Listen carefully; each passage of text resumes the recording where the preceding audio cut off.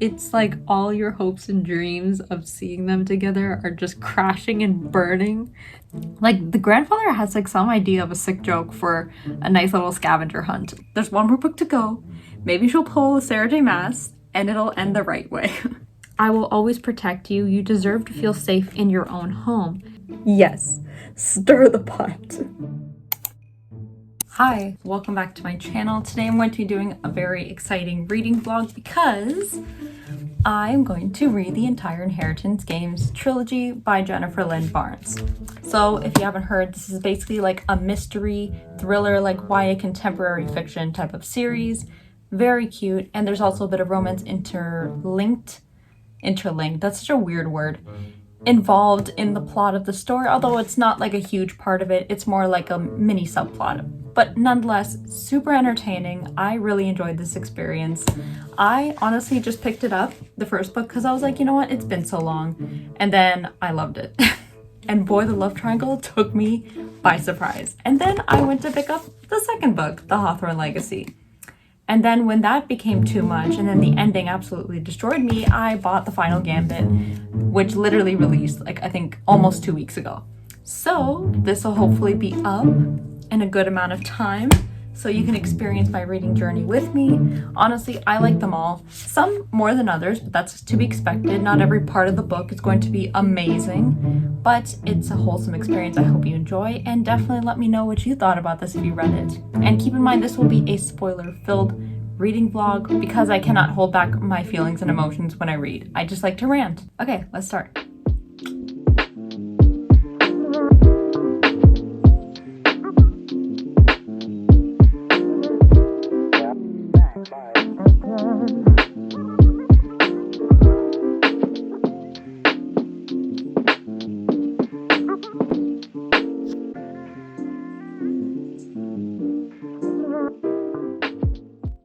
Update on the Inheritance Games.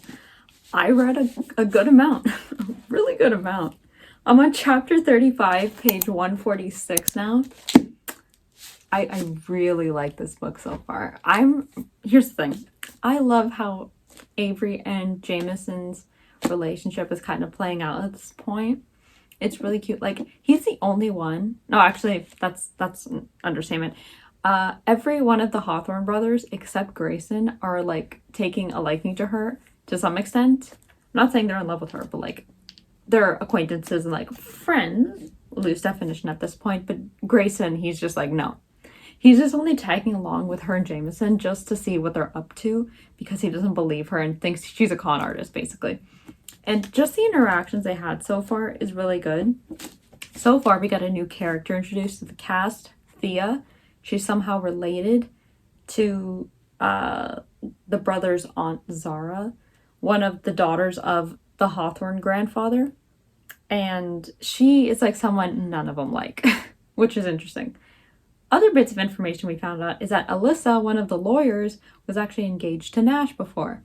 So that is something I would like to know more about. Like, what happened there? Like, that's quite awkward, isn't it? Like, you're always interacting with their family and you see them, like, probably all the time. Other things we found out is that there's this girl named Emily that is just a taboo around every one of the Hawthorne people. Like, when you mention it, they're like, don't mention her. You don't know what you're talking about. And it's just like this whole thing. We know nothing about this girl. Oh, no, wait. They said Emily was a girl who, quote unquote, died the last time someone spent time with the Hawthorne brothers. So they're like, you know, very a touchy subject. Jameson and Avery and Grayson, I guess, kind of discovered some more clues about the grandfather's will and just the whole idea behind it. And they're trying to look in the library for a book, and they found, I think, Dr. Faustus. It's funny because I've actually read Dr. Faustus for my English class. I wouldn't know that book unless I took that course, and I did, which is kind of funny. So they found a clue saying don't judge a book by its cover, and then they found another clue saying if there's a will, there's a way. And they're looking for something else at this point. I just completely forgot what it was, but that's exactly where I'm at. I'm excited to read more. Honestly.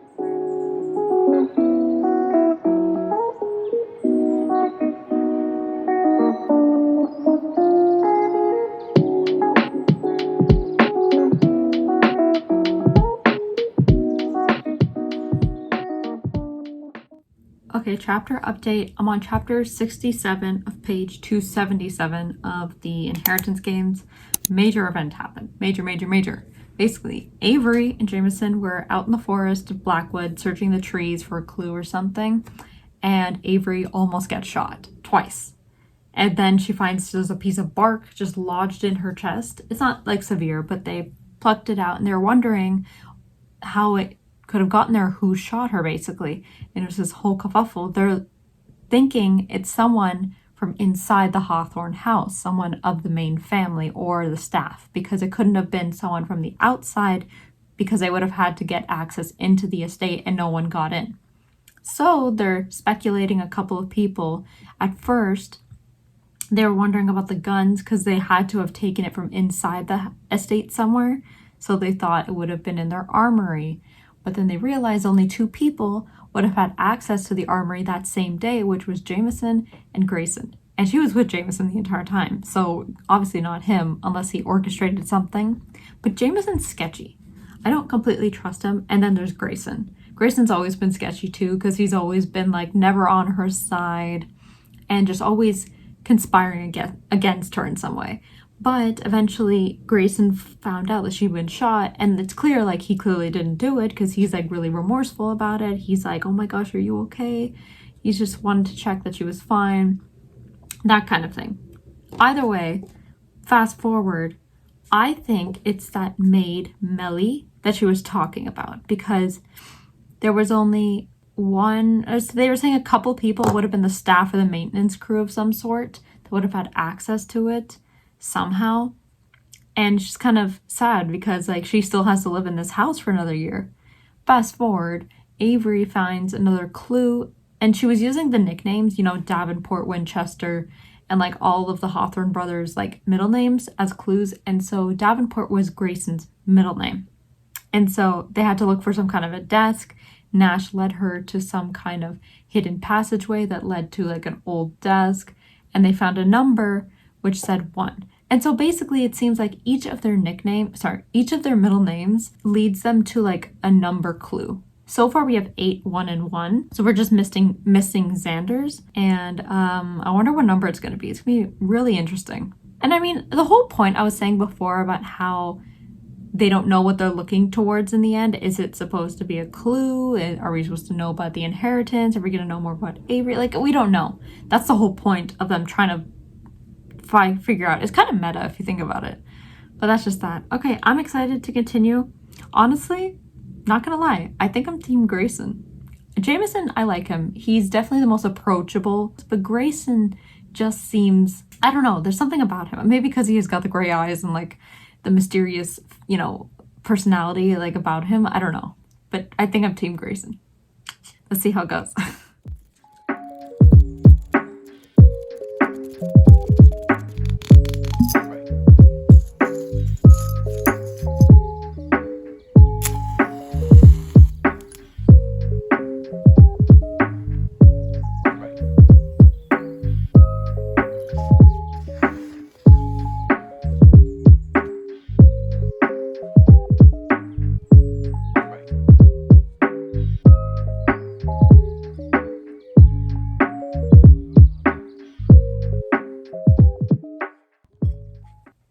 Update, chapter 76 now, page 308. I'm almost done.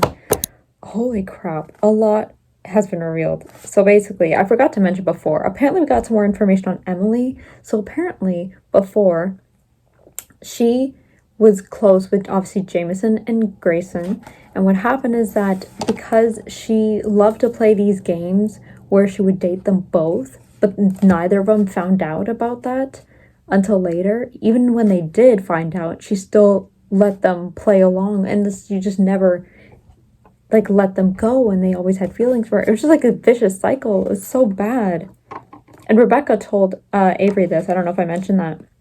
And basically, fast forward, we found out Drake, Libby's ex-boyfriend, drove the car, most probably intended to shoot Avery. At the time, Oren and Alyssa caught him.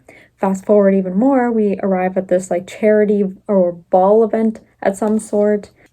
Basically, Thea and Alyssa had to take Avery out to go dress shopping. Thea was with her and made her dress up exactly like Emily, from the dress to the makeup to the jewelry, everything. And I felt so bad because when Grayson saw her coming down the stairs, literally the Damon Elena moment from the Vampire Diaries, if you know what I mean.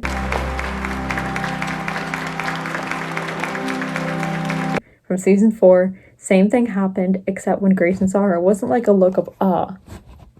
It was like a shock because she looked exactly like Emily. He had a flashback. And I was like, oh my God, I feel so bad for her. But then later on, we noticed, oh no, Grayson said, like, it's okay. I know you didn't intentionally do this. And so Thea, basically, no one likes her anyway. So we know she's always up to no good. She intentionally did it to her to hurt the brothers. And then fast forward, we come to the end of chapter 75, where she went to go talk to Jameson in the ball or whatever alone, where he basically tells her, like, come on, you have to come with me to help look for this last clue. I need you. And it's always like, I need, you know, like all this, never about her. And I feel bad for Avery. And then Grayson walks in. I was like, yes, stir the pot. Oh my gosh, it's so funny. Because then Jameson leaves, and then Grayson says, did Jameson tell you that I killed her? They're talking about Emily. Excuse me. I think this is very much out of context of what he's saying. I feel like he's trying to insinuate that Jameson thought that Grayson had killed her, but Grayson's just not spilling the right details. I don't think he he never, obviously he's not going to intentionally kill her. That would be bad. But let's continue.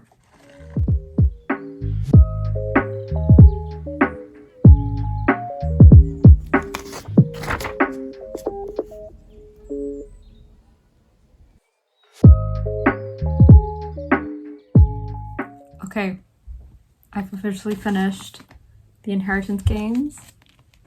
I really liked it. There are so many things to update on.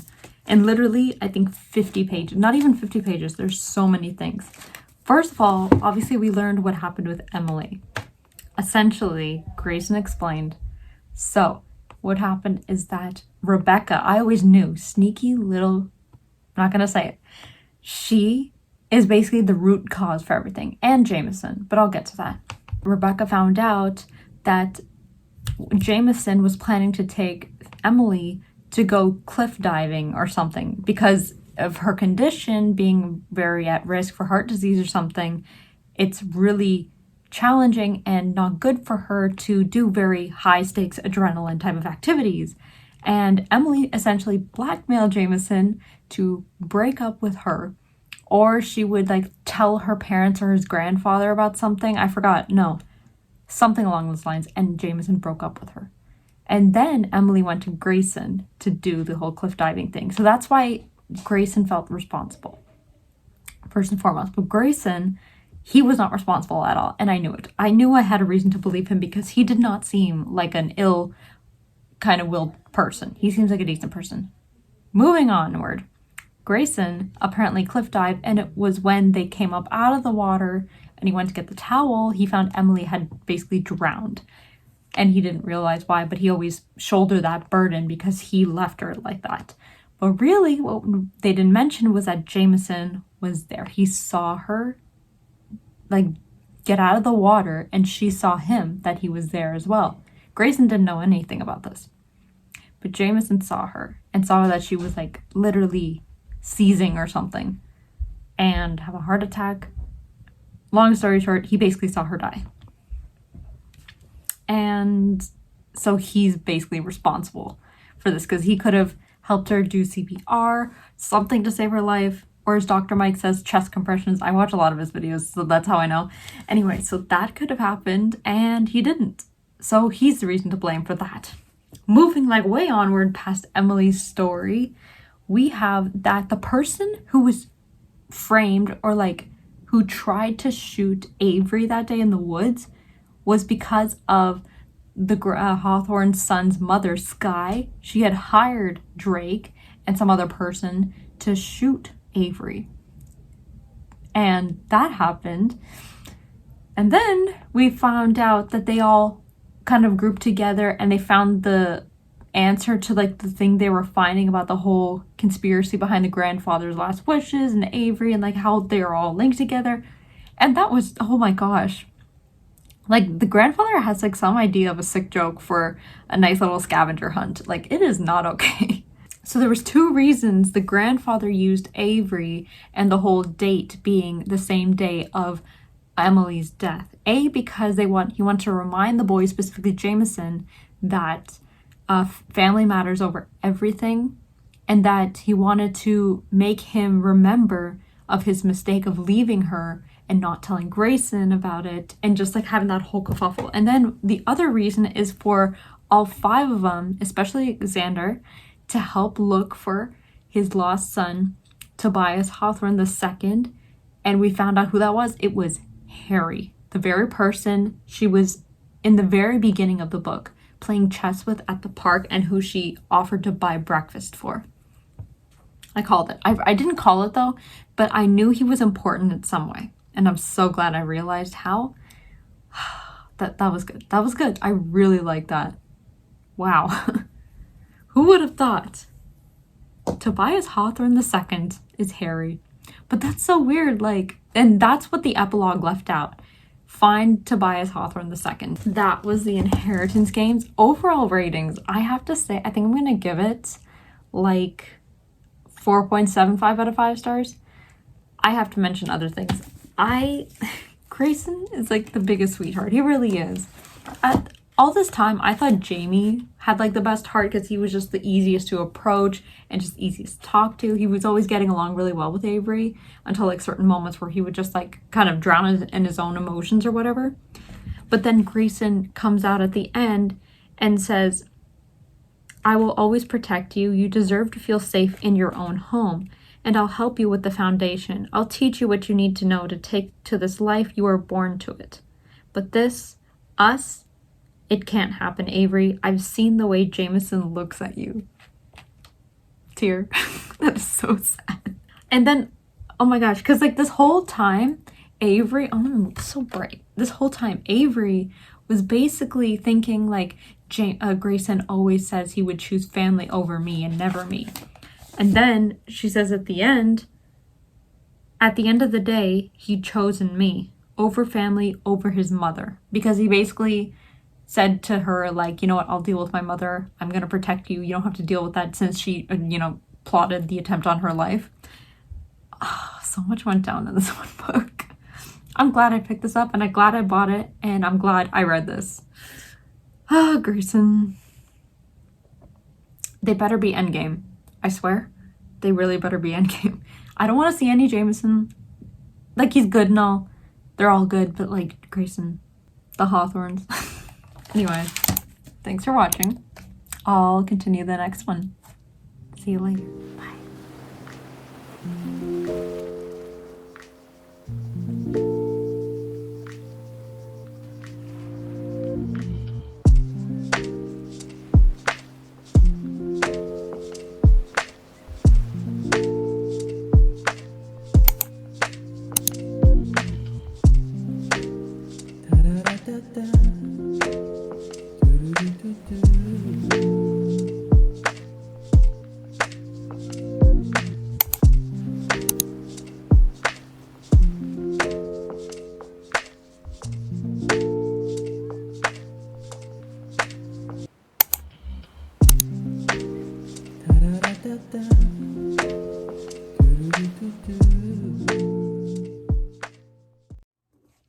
Okay, update on the Hawthorne Legacy. I'm on page 143 of chapter 36.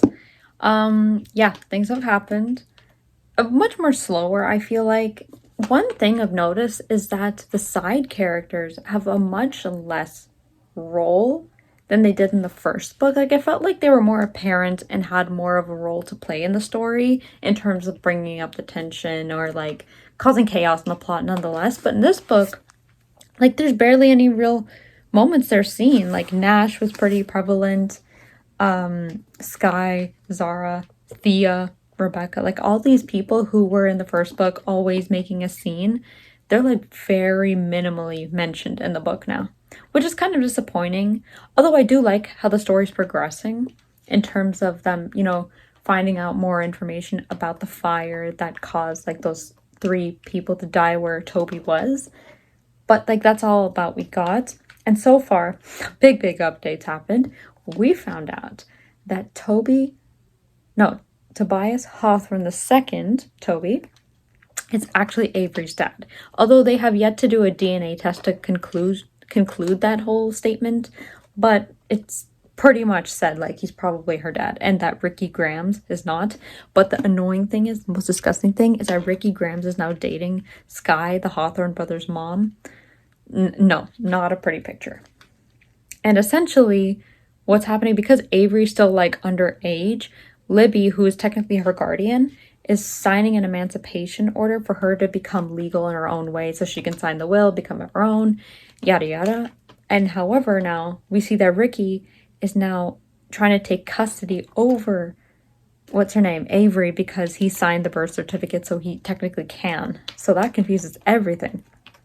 And then, so much things. Oh yeah, oh my gosh. And then Grayson, Avery, and then Jameson, and a couple other people kind of found out that Grayson's father is Sheffield Grayson. Obviously, gonna know that eventually. And they went to go talk to him because he is the uncle of one of the boys who went on the trip with Toby during the whole fire incident. So it's all chaos. So they're trying to get more information about this whole incident. And what we learned is that it wasn't an accident that the fire happened. It was an arson. And the one who purchased the accelerant was Toby himself. That's exactly where we left off. Anyway, let's continue. My book fell.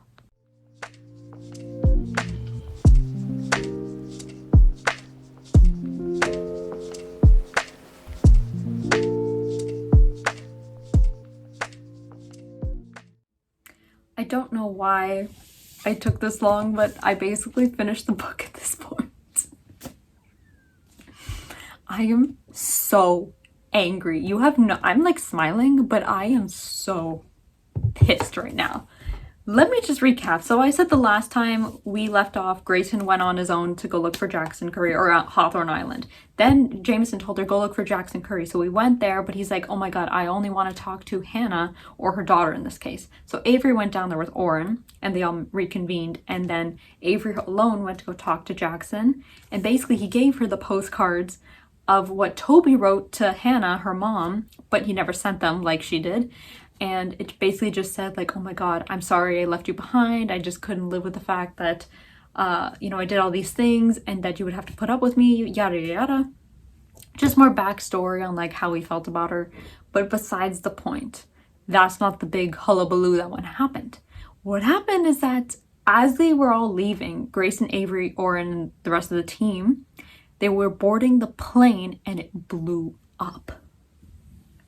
Oh my God, it blew up. And then I hated this part because while Avery was in like that hallucinating kind of state, or like she was just phasing in and out while she was being treated or something, she said she envisioned Jameson yelling at Grayson about how he left Avery behind, because he's not that he left her behind. He did the same thing Jameson did when Emily died, when he saw her basically seizing and decided not to do anything because he was in shock and walked away. Apparently that's what Grayson did. And I was like, what, Grayson, why? I was rooting for you, man. Like, come on, get your act together. So I'm assuming that's what went down. And ever since Avery woke up, he's been kind of avoiding her because I think he just feels bad and had that burden on him that he just didn't do anything while she was in that state. Eventually they talked again. Then we get to basically the climax of the story, where Avery is somehow lured into the secret part in the secret area where she meets up with who? Sheffield Grayson. Grayson's disowned father. What's it called? Deranged? Maybe deranged father. I don't know. Anyway, apparently he is the one responsible for leaving a bomb in the plane. Like, he's the guy who planned all this stuff. He's the one who had people place the cow heart and organs on Avery's bed to like scare her. And apparently Melly was working with him, and Eli too. Although she says she's actually been on their side. She was kind of like being a double agent at this point. However, we find out that Melly is actually Tobias Hawthorne II's actual daughter, and Avery is actually Ricky Graham's daughter. So there's so many people messed up in this plot right now, and I'm like, it's so hard to keep track sometimes, but I got the gist of what's going down. Toby shows up trying to save Avery, and he does, and he kills Sheffield Grayson. Thank goodness that guy was gone. I feel bad for Grayson, but like, it's not like he was a part of his life anyway.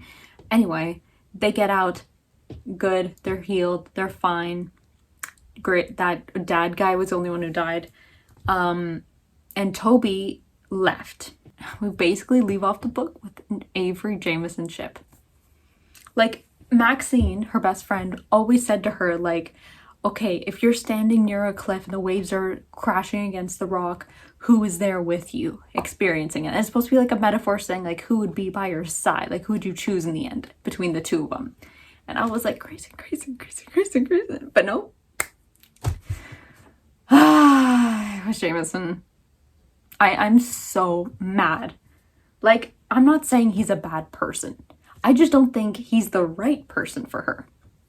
For me, Grayson just seems like the more mature brother because, A, considering the fact that he had all this like burden placed on him from quote unquote not saving Emily, when really it was more so Jameson's fault, and he let his brother take the blame. That was what ticked me off the most. Second of all, it's the fact that he purposely puts Avery at a distance from himself because he knows his brother likes her. So he's like, I don't want to have this feud over you with our family and have this whole thing like it did with Emily happen again. So it's like, you guys can be happy instead. It's okay. And it's just like, it's so sad. But what's interesting though is that even though this all happens, Avery still has like that instinctual like connection to Grayson, which is like whenever he walks into a room, she just knows. And when he's there, she's like so comfortable with him. Like, it's just that instinctive nature when he's near her that's just so interesting. And it hasn't ended, even though her and Jameson are like basically an item now. But I'm hoping there's one more book to go. Maybe she'll pull a Sarah J. Maas and it'll end the right way. Okay, that's basically the Hawthorne Legacy. Oh, I didn't even rate it. I'm going to rate this book 4.25 out of 5 stars. Like I said before, essentially because I felt like a lot of the side characters had a much more profound role in the first book, and it felt like they were just not present for the most part in this book. And it would have just made the story a bit more better if they had a much more important role to play instead of just being kicked to the curb and saying, oh, we need you for this scene only. You know what I mean? Other things is that I was just not... Okay, here. That's a bit harsh. I don't know. It's hard to say. That was really my main issue with it. I think also a lot of times there was a lot of different things going on, especially with the last part. It was slightly info dumpy, but it's also very confusing because he said like Avery is Toby's daughter, but no, wait, she isn't. But now he has another daughter he didn't even know about. Now she's like a new character added to the mix, and I'm like, oh my gosh, not this again. So that was just my main issues with it. Other than that, you know, same really good things from the first book. Really great pacing. I liked how it was engaging. I flew through this book. Flew. The Grace and Avery moments were really good. I just wish he had more presence in this story. It would have sold it so much better because it would have made their relationship scene more real. Even though it is, but more real. Okay, I've talked so much. I just got the notification that the Final Gambit has reached Indigo, so I'm gonna go pick it up today. I'm gonna be so excited. Okay, I'll see you at the bookstore.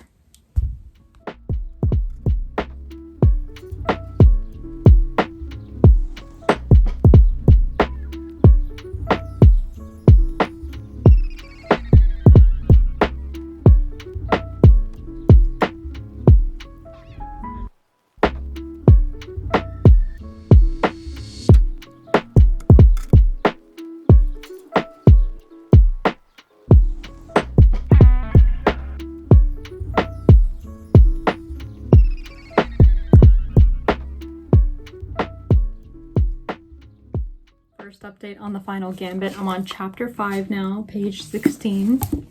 So it's been 6 months. Apparently, Jameson has taken a year off to go travel to Italy or something. Grayson has gone to Harvard in the meantime to pursue college, his undergraduate degree or something. Avery's still stuck at Hawthorne House, you know, because per those instructions for the will, she has to stay in the house for a year to inherit the will. So basically, it's her birthday. It's cute. Her and Jameson have this moment. Yada, yada. He takes her out to go do a couple things, and then they come back to the house where apparently they threw this massive party, but like no one's there because they specifically didn't want many people there. And the last second, who shows up? Grayson. And like, it was just the way she said it. So basically, they're all kind of like, all the Hawthorne people are grouped together in Avery. And then she said, I saw movement out of the corner of my eye, or maybe I sensed him, clad entirely in black, wearing a $10,000 tuxedo the way other guys wore ratty sweatshirts. Grayson Hawthorne stepped on the dance floor. He came home. That thought was accompanied by a memory of the last time I'd seen Grayson. Broken. Me beside him. Back in the present, Grayson Hawthorne let his eyes linger on mine for just a moment, then swept them across the entire party. Ferris wheel leapfrog deathmatch. This never ends well. And then, not to mention, in like chapter 3, the very beginning, she mentions, was it chapter 3? No, chapter 2, sorry. Yeah, so she had this flashback memory of apparently Jameson giving her a key or something, and then it accidentally dropped, or a pin dropped from her hand. It almost landed on the floor. Grayson caught it, and she said she had a memory of Grayson, her, and in the wine cellar. I was like, what is this wine cellar thing? This sounds interesting, doesn't it? For me, I just want to see this pot stirred a bit. We need more Grayson. If Grayson, I swear, does not end up being endgame with Avery, I will single-handedly take this book back to where it belongs, to the bookstore. No doubts in my mind, because if this does not happen the way I want to, I will be upset beyond belief. Okay, let's continue reading.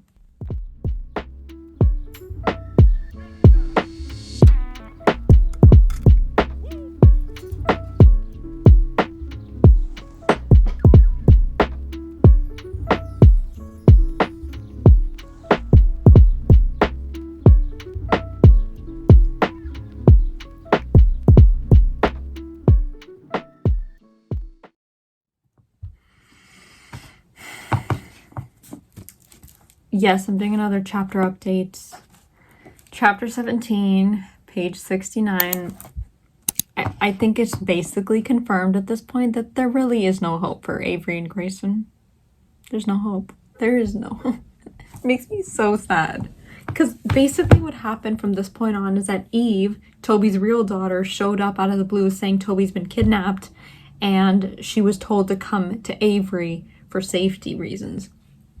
And so when she arrives, obviously she's like a splitting image of Emily. Grayson sees her, and it's like, oh my God, am I seeing things, or is she actually Emily? And basically, it's like the author's way of giving Grayson a relationship, because Avery's clearly with Jameson at this point. So I'm not exactly the happiest at the moment. I have a headache.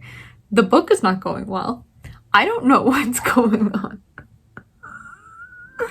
And at this point, they're trying to look for clues to find Toby again, and it seems like Grayson's forming a bigger attachment to Eve over time, which is honestly, at this point, I don't really care. But what's interesting is that even though Avery's clearly with Jameson, she still has like residual feelings for Grayson. People say this book is like amazing, best of the best. It would be if you were a Jameson shipper, because that's what's happening. But for people who are Grayson shippers, total opposite. Okay, I'm gonna keep reading because my head hurts and I don't want to look at a screen. Peace.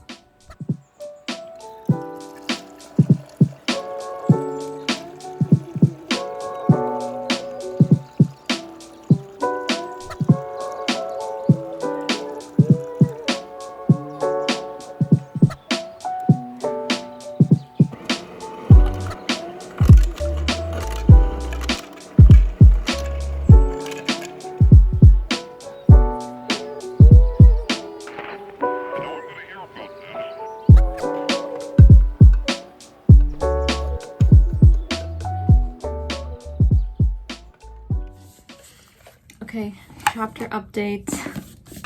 Now I'm on page 195, chapter 50, basically halfway through the book now. We just found out about the wine cellar scene. Oh my, that was emotional. It was so sad. They were basically, just to sum it up, about like Grayson feeling not good enough. I'm gonna cry again. I can't cry on camera. Basically, he kept hearing the voice of Emily in his head telling him he's not good enough and he'll never be enough or something. And they realized, like, because Avery was with him during that time, right? Okay, let me just read you this paragraph just to see like her thought process about what happened. So she says, "You're enough." He says, "It'll never be enough." The memory was everywhere. I could feel Grayson curling in on himself into me. I could feel his shudder. And then he told me to go, and I'd fled because deep down, I knew what he meant. When he said it would never be enough, he meant us. What we were, what we weren't, what had shattered in those weeks when Emily had been whispering in his ear, what might have been, what could have been, what couldn't be now. That's like as good as a confirmation gets when the author's like, no, they're not ending up together. It's basically him and what's her, Eve at this point. Okay, I'm sending you back to the bookstore. Okay. I can't. Like, here's the thing. That's so sad. I wanted her and Grayson to end up so bad. Like, and then, okay, so where I'm really at this point, besides the wine cellar scene, basically, they found some clues, and the last clue they saw said, "Don't trust anyone."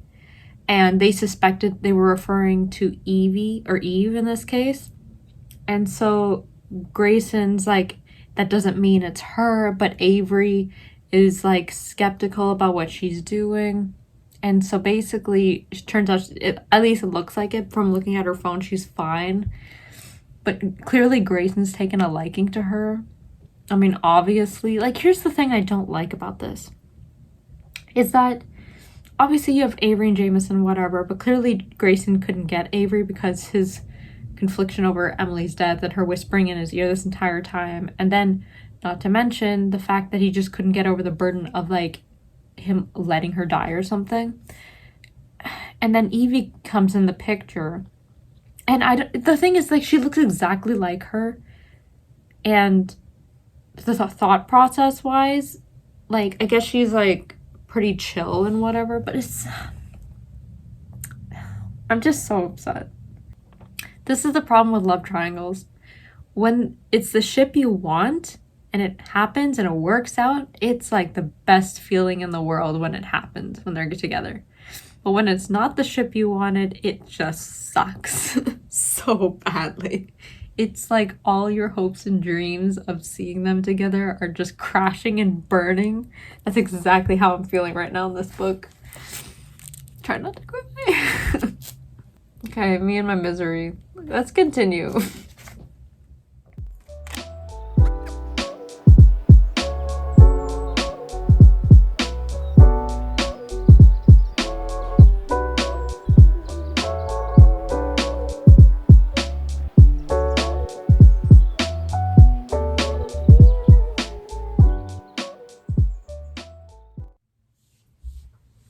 I've officially finished the Final Gambit now. The story's done. It's done. I am quite a little sad about it, because like when you read something back to back to back, you get to know the characters, you feel a connection to them, like I have with Grayson, and yet it's over. It's kind of sad, but here are my thoughts on it. So first, let's go into the rating. I think it's going to be about 4 to 4.2 out of 5 stars, 4.25 out of 5 stars. Here's why. For me, I felt like the first book was the best. Second book was definitely the worst, but it's not like it's horrible. I gave it 3.5 out of 5 stars.